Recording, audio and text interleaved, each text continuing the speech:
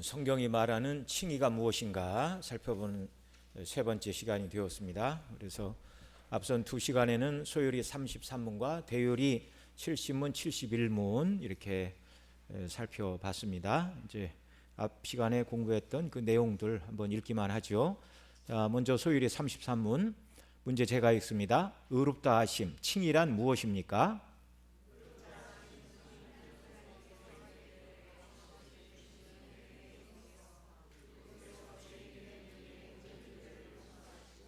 우리를 자기 앞에서 의롭다고 용납하시고 간주해 주시는 것인데, 이 의는 오직 예수 그리스도에게서 우리에게 전가된 것이며 오직 믿음으로만 받는 것입니다. 아멘. 예, 칭의란 값없이 베푸신 은혜의 행위인데 죄인의 죄를 용서하시고 하나님 앞에서 우리를 의롭다 간주해 주린 것인데, 무엇을 근거로? 예수의 의를 근거로 오직 믿음으로 그것을 받는 것이다.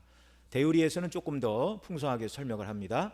자, 문제가 있습니다. 대요리 70문 의롭다 하심이란 무엇입니까? 의롭다 하심은 하나님께서 죄인들에게 값없이 베푸시는 은혜의 행위로서 그분께서 죄인된 우리의 모든 죄를 용서하시고 자기 앞에서 의롭다고 여겨 용납하시고 간주해 주시는 것인데, 이 칭의는 죄인들 안에서 이루어진 어떤 것이나 그들의 행한 어떤 일로 말미암은 것이 아닙니다. 오로지 받아주시는 것인데, 이 의는 오직 하나님께서 죄인들에게 전가하시고 죄인들이 오직 믿음으로 받아들인 그리스도의 완전한 순종과 충분한 대속으로 말미암은 것입니다. 아멘. 예. 요런 대요리 70문 정도의 문과 답을 외워놓으시면 많은 유익이 있습니다. 예.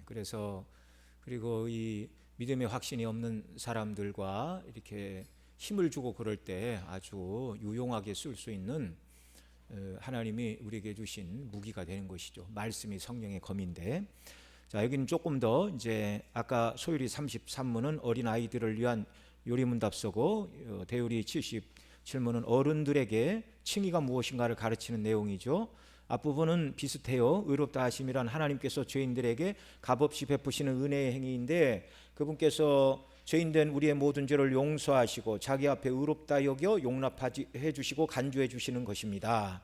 그러니까 우리가 의로운 자가 아닌데 의롭다고 용납하시고 간주해 주시는 것이다. 물론 이제 죄 용서가 앞에 선행되어 있죠.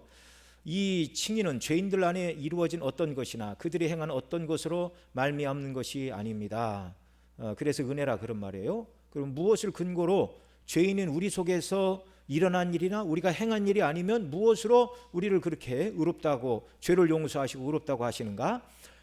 이 의는 오직 하나님께서 죄인들에게 전가하신 것인데, 누구 건가를 우리에게 전가해 줬다 그 말이죠. 죄인들이 오직 믿음으로 받아들인 그리스도의 완전한 순종과 충분한 대속으로 말미암은 것입니다. 자, 그러니까 하나님께서 우리 죄를 용서하시되 무엇을 근거로 우리 죄를 용서하셨다고요? 예수 그리스도의 충분한 대속 사건을 통해서. 그 다음에 또 우리가 죄를 짓지 않았어요. 그렇다고 의로운 상태는 아닙니다. 어떻게 해야 의로워요? 하나님의 명령대로 다 순종해야 그게 의로운 거예요. 그런데 우리는 죄만 있고 의가 없잖아요. 그런데 우리를 왜 의롭다고 또 선언하신다고요? 그리스도의 완전한 순종을 우리 것으로 여겨주십니다. 오직 그것을 믿음으로만 받게 하시는 것입니다. 그 다음에 두 번째 시간에는 대요리 71문을 통해 의롭다 하심이 어떻게 하나님의 값없는 은혜인지를 살펴보았습니다. 71문 제가 읽습니다. 답을 읽어주십시오. 제 71문 의롭다 하심이 어떻게 하나님께서 값없이 베푸시는 은혜의 행위입니까? 그리스도는 의롭다 하심을 받을 사람들을 위하여 자신의 순종과 죽으심으로 하나님의 공의에 대해 적절하고 실제적이며 충분한 만족을 들이셨습니다. 그러나 하나님은 그들에게 요구하실 수 있었던 만족을 한 보증인에게 받으시되 자신의 독생자를 그 보증인으로 제공하시고 독생자의 의를 그들에게 전가하셨습니다. 또 그들의 의롭다 하심을 위하여 그들에게 믿음 외에는 아무것도 요구하지 않으셨고, 그 믿음 또한 하나님의 선물인 까닭에 그들을 의롭다 하심은 그들에게 값없이 베푸신 은혜의 행위입니다. 아멘. 예, 그래서 의롭다 하심이 어떻게 하나님의 값없이 베푸신 은혜의 행위인가? 그리스도는 의롭다 하심을 받을 자들을 위하여 순종과 죽으심. 이 순종과 죽으심은 70문에 의하면 이 순종과 죽으심은 다른 말로 바꾸면 무엇입니까? 완전한 순종과 충분한 대속을 위한 죽으심이었습니다. 이것으로 하나님이 우리에게 요구하시는 모든 공의를 완전히 요구하셨어요. 그런데 우리에게 요구하셔야 될 이 공의를 하나님이 한 보증인을 통해 받으셨다. 그런데 그 보증인이 누구시라고요? 하나님이 세우신 하나님의 아들 예수 그리스도. 그래서 이 일을 이루시기 위하여 하나님의 아들께서 이 땅에 사람의 몸을 입고 오셨는데 동정녀 마리아의 몸에 성령으로 잉태되어 아담의 후손이 아닌 여자의 후손으로 오셔서 이것을 다 이루셨습니다.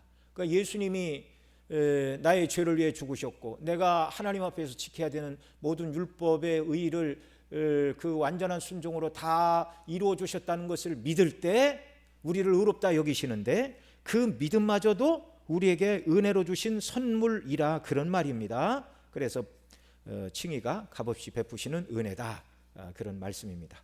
자, 오늘은 이제 대우리 72문 73문에서 말하는 믿음이 무엇인지 좀 더 살펴보도록 합니다. 72문 문제 제가 읽습니다. 답 읽어주십시오. 웨스트민스터 대우리 문답 제72문 2문 의롭게 하는 믿음이란 무엇입니까? 의롭게 하는 믿음은 성령과 하나님의 말씀으로 말미암아 죄인의 마음속에서 일어나는 구원의 은혜입니다. 이로써 죄인은 자신의 죄와 비참을 그리고 자신의 상실된 상태로부터 스스로 회복할 수 있는 능력이 자신과 다른 모든 피조물에게 전혀 없다는 것을 깨닫고 복음이 약속하는 진리에 동의할 뿐 아니라 죄사함을 받기 위하여 그리고 하나님 보시기에 구원받을 만한 의인으로 간주되고 용납되기 위하여 복음에 제시된 그리스도와 그분의 의를 받아들이고 의지합니다. 네, 성경이 말하는 믿음이 무엇인가 이게 분명히 말씀하고 있어요. 우리 지난번 기도회 때도 여러 번 말씀을 드렸죠. 자, 믿음이라고 말하면서 내가 꿈꾸고 계획하고 원하는 걸 말로 선포하고 이렇게 하면 하나님이 이루어 주신다. 뭐 거기에 믿음이란 말을 전혀 쓸 수는 없다고 그렇게 주장한다면 그건 은사로서의 믿음이라 이렇게 말해야 된다고 말씀을 드렸어요. 성경이 말하는 믿음, 히브리서 11장 그리고 10장 후반절부터 이어지는 그 믿음은 영혼을 구원하는 믿음에 관한 말씀입니다. 영혼을 구원하는 믿음은 하나님께서 성경에 약속하신 대로 예수 그리스도께서 우리를 구원하시기 위하여 행하신 그 놀라운 구속의 사건을 믿는 것, 이게 성경이 말하는 믿음입니다. 자, 이제 좀 살펴보죠. 1번 의롭게 하는 믿음은 성령과 하나님의 말씀으로 말미암아 죄인의 마음속에 일어나는 구원의 은혜입니다. 첫째로 의롭게 하는 믿음은 두 가지를 내포하는데요. 우리를 믿음으로 우리가 의로워지는데 그 믿음은 두 가지가 반드시 있어야 돼요. 첫째, 하나님의 말씀을 믿게 하시는 성령님의 역사. 둘째는 믿음의 내용이 되는 무엇이라고요? 하나님의 말씀. 믿음의 내용은 내가 꿈꾸고 바라고 소망하는 것이 아닙니다. 믿음은 하나님의 말씀이에요. 이 두 가지는 반드시 함께 있어야 되는데 성령의 역사가 아니라면 하나님의 말씀을 본성을 가지고 태어난 저와 여러분이 믿을 수 있어요? 없어요? 없어요. 또 하나님의 말씀이 없다면 무엇을 믿어야 될지 믿음의 내용이 있습니까? 없습니까? 믿음의 내용이 없어지는 거예요. 그래서 정말 믿음의 두 가지는 바로 하나님의 말씀을 믿게 하시는 성령 하나님의 역사와 그 다음에 우리의 믿음의 내용을 구성하는 하나님의 말씀, 복음의 말씀이 있어야 된다라는 것입니다. 히브리 10장 39절에서 거기 같이 읽죠. 우리는 뒤로 물러가 멸망할 자가 아니요 오직 영혼을 구원함에 이르는 믿음을 가진 자니라 라고 말씀해 주시고 있는데 바로 이 영혼을 구원함에 이르는 이 믿음, 성령께서 예수 그리스도의 십자가의 복음을 믿게 하신 이 믿음을 통해서만 저와 여러분이 구원을 받습니다. 네. 자, 이 믿음은 하나님께서 예수 그리스도를 통해서 죄인을 구원하신다는 이 복된 복음의 말씀을 믿는 것을 말하는 것입니다. 그래서 이 하나님의 약속의 말씀을 믿는 믿음을 우리에게 주실 때 우리에게 주신 믿음은 히브리서 11장 1절에서 뭐라고 그랬어요? 바라는 것들의 실상인데 그 실상을 쉽게 말하면 어떻게 말하면 이해하기가 쉽다고요? 몇 주 안 지났는데 감사합니다. 여러분이 잃어버리시야 또 목사가 또 말씀을 전하죠. 확고한 확신이라고 말씀을 드렸습니다. 믿음은 바라는 것들의 실상이라는 말이 뭐라고요? 믿음은 바라는 것들의 확고한 확신. 예, 눈으로 보이지 않아요. 그러나 성령이 역사하시니 정말 흔들리지 않는 확고한 확신으로 그 말씀이 우리에게 다가오는 것입니다. 그 다음에 보지 못하는 것들의 증거다. 그럴 때 눈으로 보지 못하는 것들의 증거라는 말, 그 말을 좀 더 쉽게 설명하면 뭐라고요? 증거물이라고요. 보지 못하는 것들의 증거물. 예. 우리 집에 뭐 있어.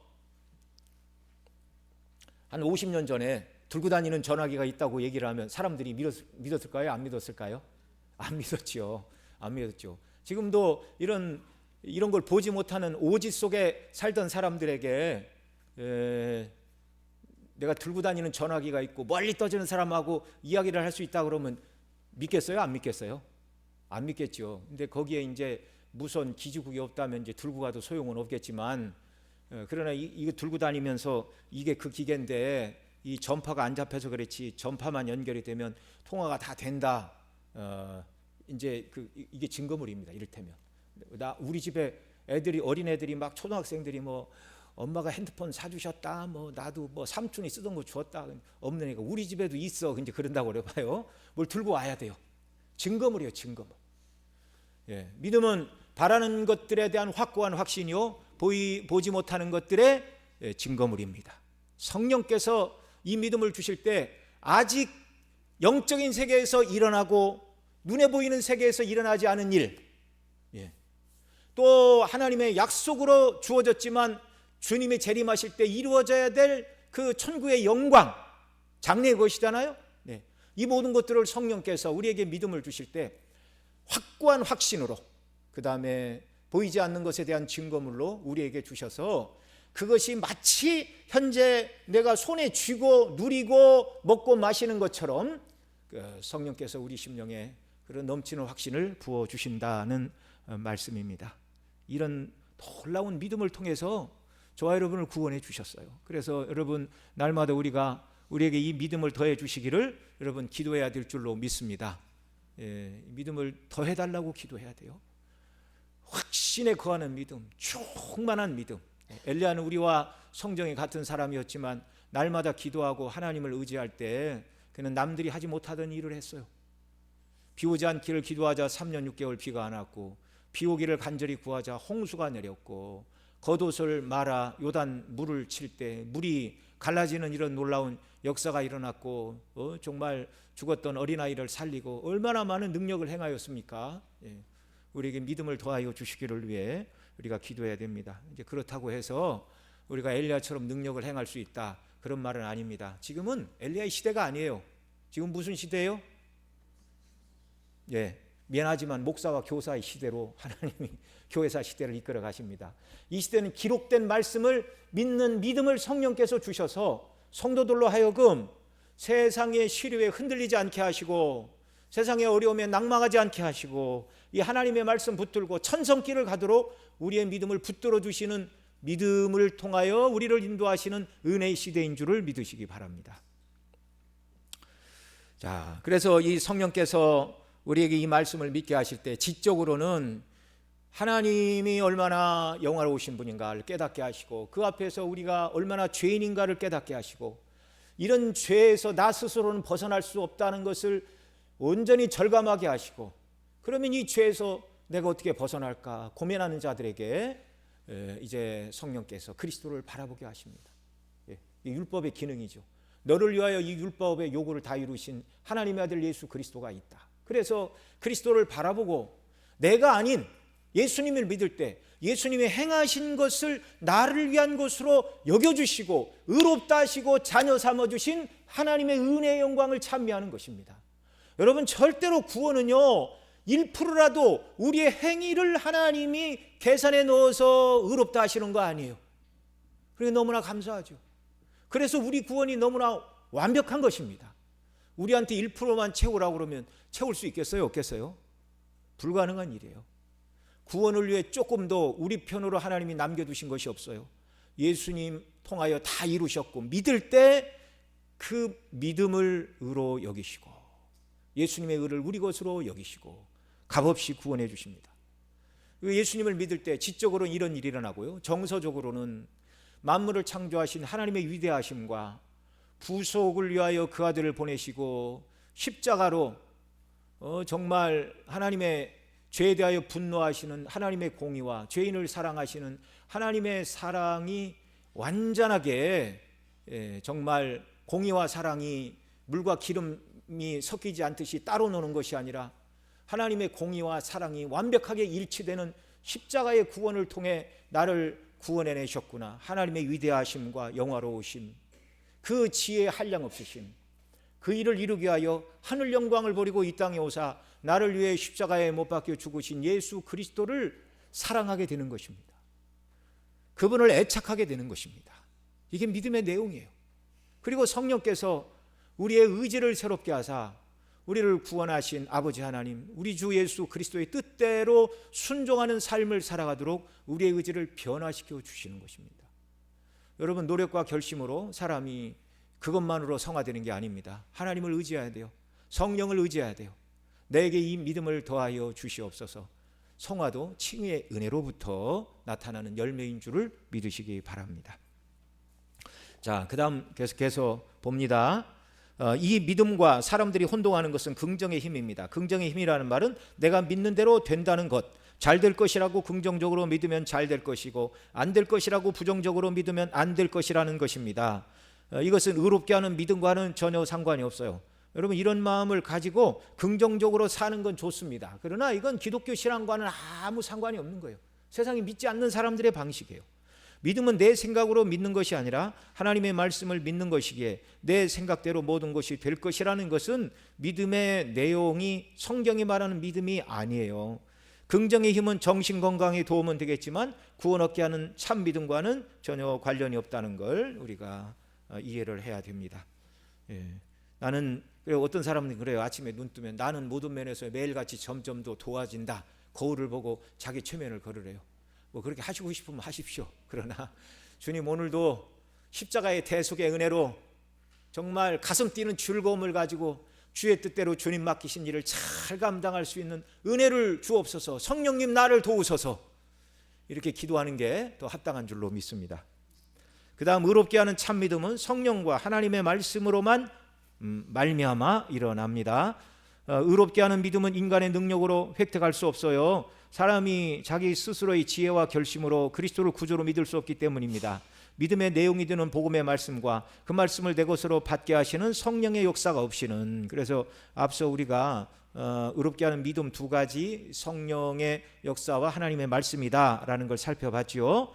성령의 역사와 말씀이 우리 속에 일어날 때 믿음이 일어난다는 것입니다. 예수 그리스도를 구주로 믿을 수 있다는 것입니다. 에베소서 1장 17절 같이 읽습니다.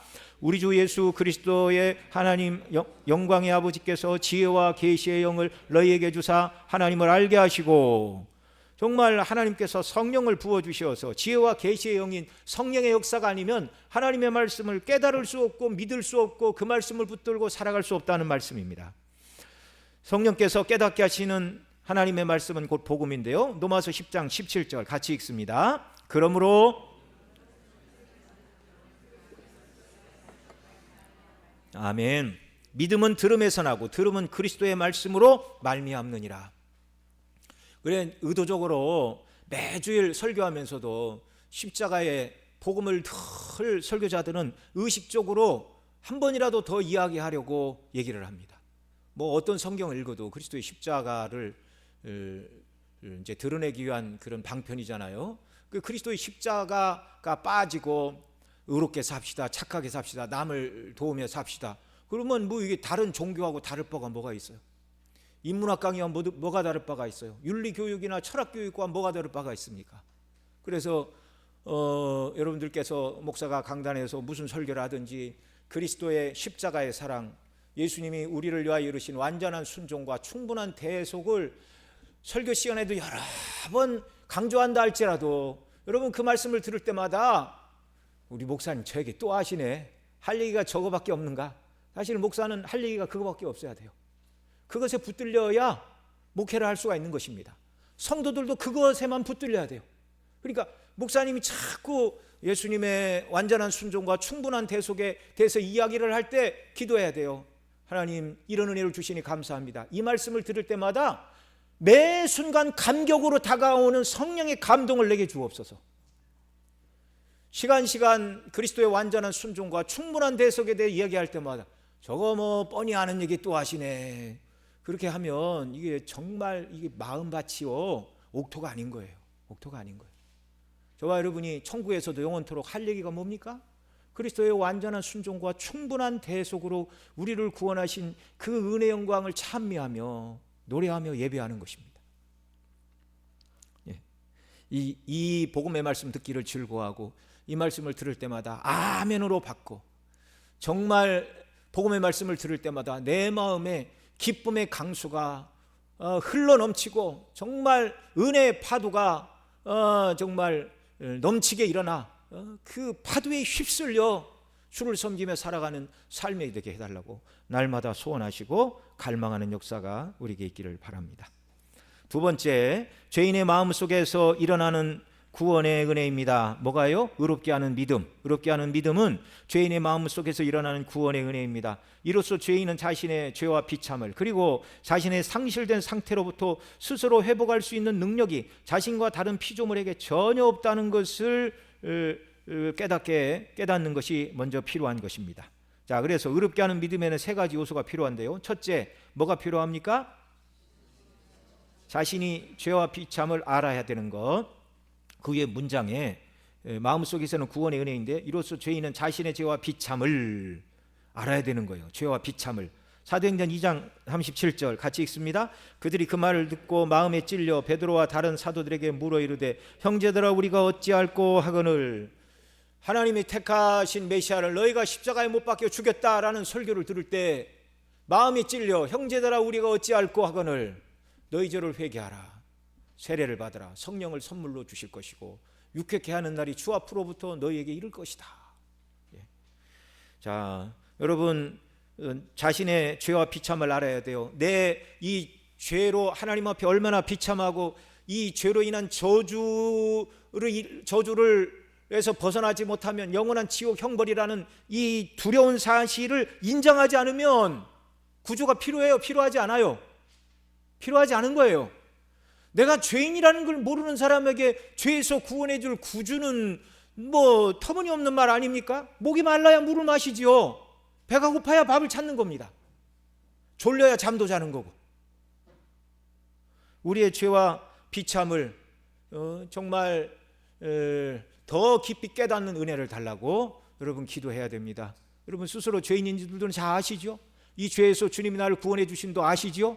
그러나 이 죄의 깊이가 얼마나 크고 무섭고 우리 힘으로 해결할 수 없는 것이었으면 하나님이 그 아들을 보내셔서 우리 죄를 위하여 대신 죽게 하시고 우리가 할 수 없는 의를 이루시게 하여 하나님의 아들이 정말 완전한 순종을 이루어 주셨는가, 이것을 깨닫는 은혜를 달라고 기도해야 돼요. 이걸 더 깊이 깨달을 때 우리 믿음이 더 자라는 것이고 순종과 성화의 분량이 더 자라게 되는 것입니다. 두 번째, 죄와 비참에서 벗어날 능력이 자신에게 없음을 깨달아야 됩니다. 베드로의 설교를 들은 자들은 이 사실을 깨닫고 형제들아 우리가 어찌할 거라고 부르짖었어요. 셋째로, 죄인은 그리스도를 믿음으로만 죄와 비참에서 벗어날 수 있습니다. 이게 복음입니다. 사도행전 2장 38절, 베드로 사도는 자신들이 죄인인 것을 깨닫고 스스로 자신을 구원할 수 없는 죄인인 것을 인정하며 형제들아 어찌할꼬 부르짖는 자들을 향하여 뭐라고 말씀했습니까? 같이 읽죠. 베드로가 이르되 너희가 회개하여 각각 예수 그리스도 이름으로 세례를 받고 죄사함을 받으라. 회개하고 예수님 믿고 죄사함 받는 것. 이 죄와 비참에서 벗어나는 길은 예수 그리스도를 믿는 길입니다. 세 번째, 의롭게 하는 믿음은 무엇인가? 복음이 약속하는 진리에 동의할 뿐만 아니라 죄사함을 받기 위하여 그리고 하나님 보시기에 구원받을 만한 의인으로 간주되고 용납되기 위하여 복음에 지시된 그리스도와 그분의 의를 받아들이고 의지하는 것입니다. 그러니까 참된 믿음은 지적인 동의에 그치는 것이 아니라 믿음의 대상이신 그리스도와 그분의 의를 받아들이고 항상 의지하는 거예요. 작은 1번, 성령께서 성도의 마음속에 믿음의 씨앗을 심으면 말씀에 대한 불신이 점점 사라지게 되고 복음이 약속하는 진리에 동의하게 되어 그 약속을 진리로 받아들이게 합니다. 로마서 10장 9절 시작. 내가 만일 입으로 예수를 주로 시인하며 또 하나님께서 그를 죽은 자 가운데서 살리신 것을 내 마음에 믿으면 구원을 받으리라. 아멘. 이 말씀대로 성령님의 역사로 복음의 진리를 받아들이는 자만이 입으로 예수 그리스도를 나의 주라고 시인하는 것입니다. 작은 입은 사람의 힘으로는 죄사함을 받을 수 없습니다. 아무리 노력해도 죄를 해결하기보다는 날마다 하나님 앞에서 죄에 무엇을 더할 뿐이에요?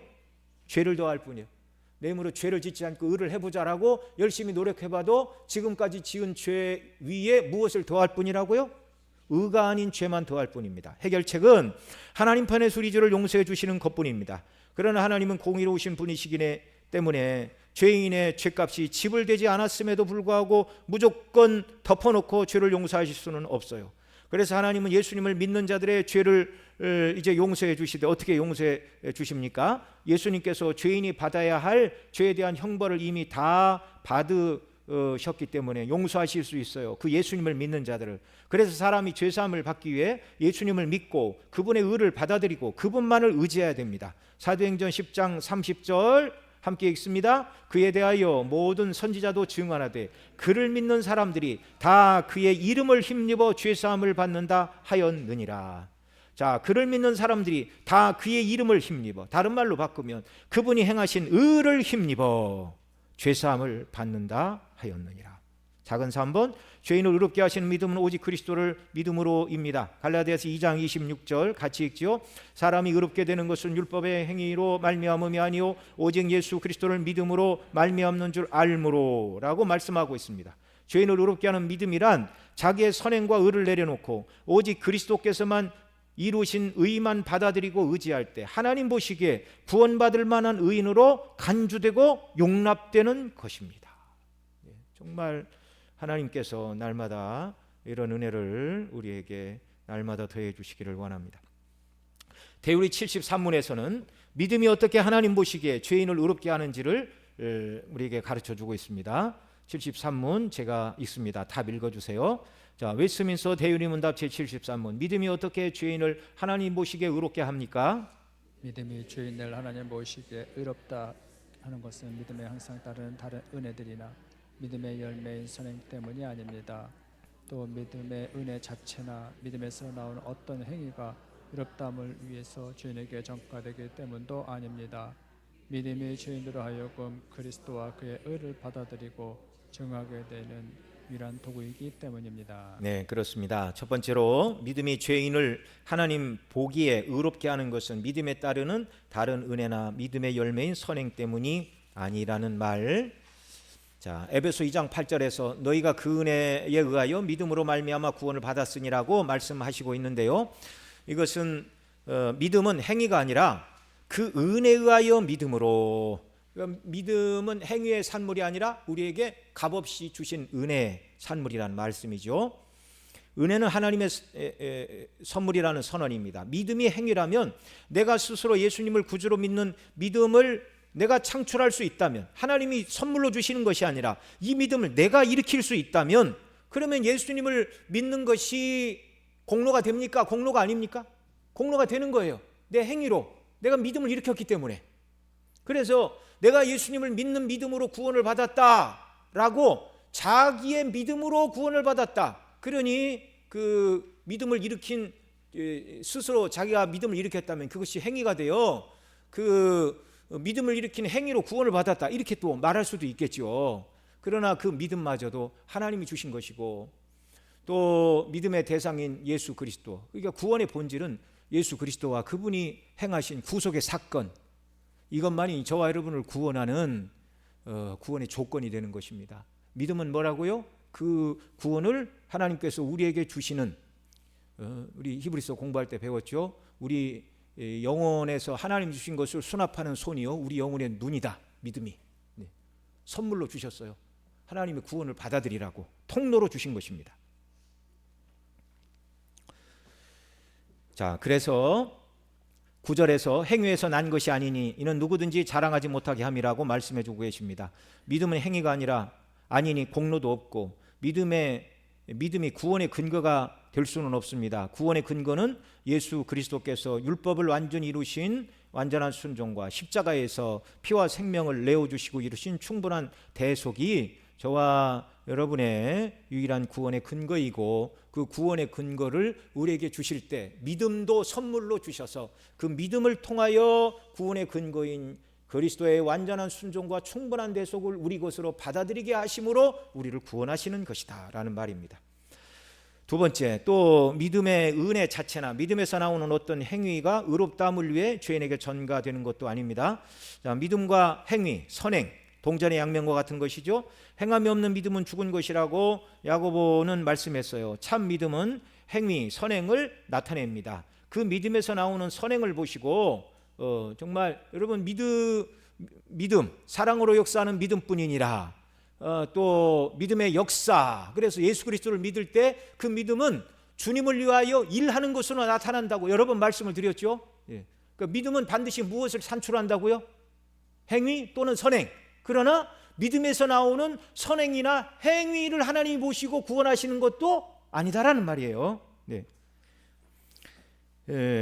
로마교에서는 예수님을 믿는 믿음에 선행이 추가되어야 구원을 받는다고 가르치는데 이건 잘못된 것입니다. 이런 걸 이단이라고 그러는 거예요.